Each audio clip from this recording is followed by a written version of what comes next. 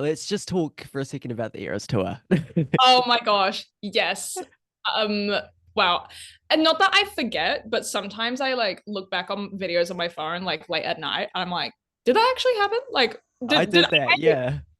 actually get to go? Like, honestly, like I look back and I just cry. It was genuinely the most amazing, fulfilling experience that I've had and so inspiring. And I just remember coming back from that and being like, that's what I want to do. Like that, not saying that everyone needs to go to the Eras tour to feel motivated in life, but I'm not gonna lie, it helped. So yeah. Yeah, everyone should go to the Eras tour.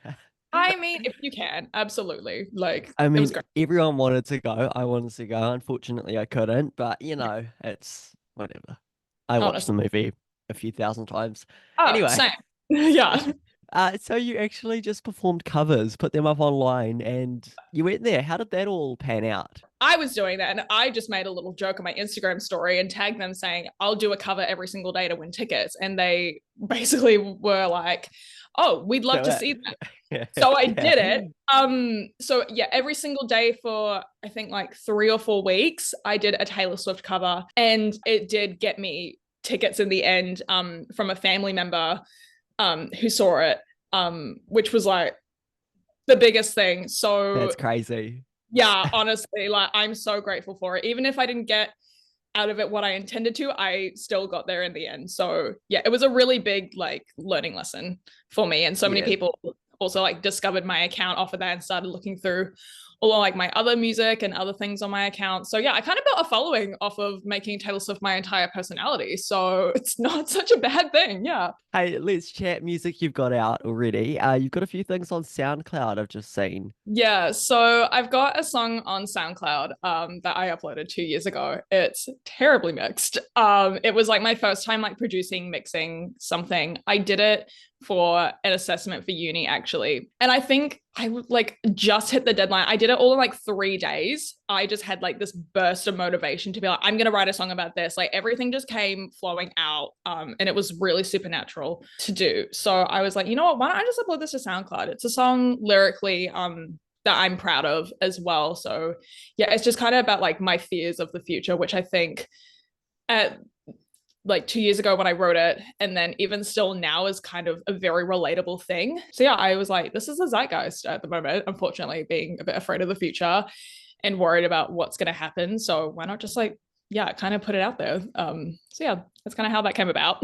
You posted on your Instagram recently. It's a bit of stuff to come. Is there anything you can share about that? Oh, this is so exciting. I'm actually going to be properly doing a release this year of my LP. So it's all songs that I wrote through my teenage years that I've constantly wanted to put out, but I've just had so many setbacks with like resources and just unmotivated and like just a lot of like mental health things that have kind of like drained me throughout the last couple of years. But I'm definitely at a place now in kind of like my artist journey where I'm so comfortable and like confident in putting that out now, and organizing it, and just really managing it all myself. So yeah, it's going to be my first release. I'm super excited. Yeah, so it should be out at the end of the year, and we're actually starting recording sessions within the next week. And yeah, I'm just super excited to put it out and make it a cathartic experience whilst kind of closing that chapter of those songs, but also opening up an entirely new chapter of yeah, getting having people kind of discover the world of Paris and yeah, getting my name out there. That's awesome. I look so forward to it. Hey, I see behind you. You've got a Harry Styles, Olivia Rodrigo, Dominic Fike poster, all great artists. Literally born to be a Let's fangirl, forced to be a 22-year-old broke uni student. Honestly, put it on a t-shirt. That is that's gonna be my direct first quote. guys. Yeah, that's how you make the money. Yep. Hey, who in terms of music, who inspires you? I mean, obviously Taylor. Like even for this release, I've kind of described it as if Folklore by Taylor Swift, Harry Styles' debut album had a baby, and then that baby's godmother was Rumors by Fleetwood Mac. Those are all kind of like the world of that, and just yeah, Olivia Rodrigo immensely.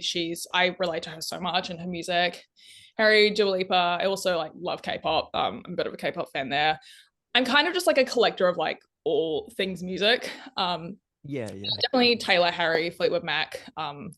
Lord, that Amy Winehouse, like they're all like my tops of those ones. Yeah. Growing up, did you grow up in Wellington? No, I actually was born and raised in Gold Coast, Australia until I was 13. I moved over to Tauranga, and that's when I kind of I'd always done music, but really opened up getting like gigs and kind of connecting with a bit of a music community. And then I decided to come down to Wellington and yeah, get more immersed in I just love the music scene down here and the culture. So yeah, moved down to Wellington what 2 years ago for uni. But yeah, I love it so much. Yeah. Awesome. It's a cool city, eh? Other than the terrible, terrible weather. But at the Yeah, moment, other most of than New like Zealand's a bit yeah, like that. I'm surrounded by wind tunnels like left, right, and center. But other than that, yeah, just like the people down here, the culture, the arts, the music, everything about it is just I wouldn't want to be anywhere else at the moment. It's so good.